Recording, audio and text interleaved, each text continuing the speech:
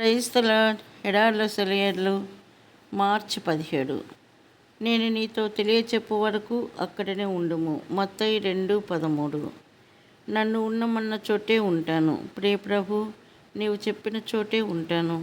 సాగిపోవాలనిపించినా, అందరితో కలిసి అడుగు వేద్దామనిపించినా, ఎగురుతున్న పతాకాన్ని అనుసరించాలనిపించినా, యుద్ధరంగంలోకి దూకాలని ఉన్నా ఉంటాను ప్రభు. నీ ఉన్నమన్న చోటునే, నన్ను ఉండమన్న చోటునే ఉంటాను. ప్రియ ప్రభు, నీవు చెప్పిన పనే చేస్తాను. పొలం చాలా చిన్నదైనా, సారం కొదువైనా, వ్యవసాయానికి అనువుగాకపోయినా ఉంటాను. నీదే కదా ఈ పొలం. విత్తనాలు ఇస్తే విత్తుతాను. నేల దున్ని వాన కోసం కనిపెడతాను. మొలకలెత్తినప్పుడు ఆనందిస్తాను. నువ్వు చేయమన్న పనే చేస్తాను ప్రభు. నన్ను ఉండమన్న చోటే ఉంటాను. ప్రియ ప్రభు, నీవు చెప్పిన చోటే ఉంటాను. భారాన్ని, వేడిని భరిస్తాను.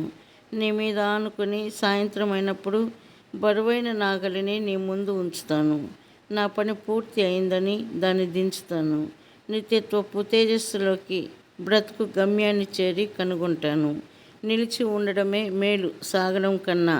నిలిచి ఉండమన్నదే నీ ఆజ్ఞ గనుక.